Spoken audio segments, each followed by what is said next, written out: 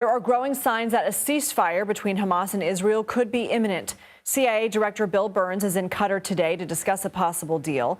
A team from Israel was there yesterday. It's not the only indication that rumors of a deal may be real this time.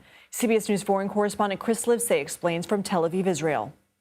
Well, for the first time in a long time, there is renewed optimism that a deal could finally be reached for a ceasefire in Gaza in exchange for the release of hostages. John Kirby, the White House spokesman, says they are cautiously optimistic in Washington that a deal could be reached. Also, a Hamas source tells the Washington Post that Hamas is giving up its demand for the IDF, that's the Israeli military, to end the war first and to completely pull out of the Strip.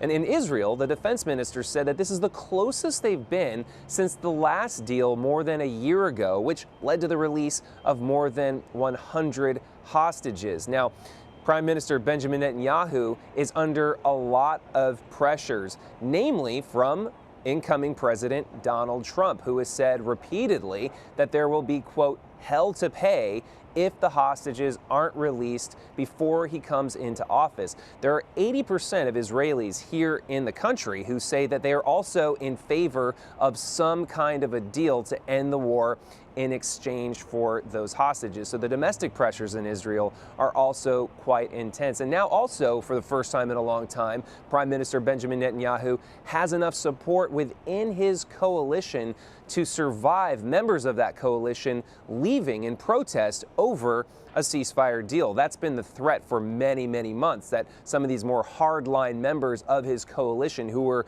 against a deal to end the war would walk out, and that could topple his government. But now Prime Minister Benjamin Netanyahu has the support to survive that kind of a thing. And so for the first time, we're seeing more and more hope that a deal could come through.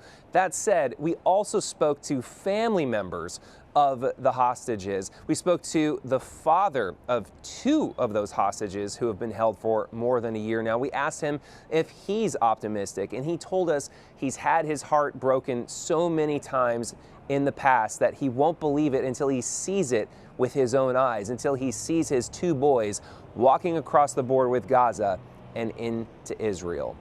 Back to you. Chris Livesay, thank you.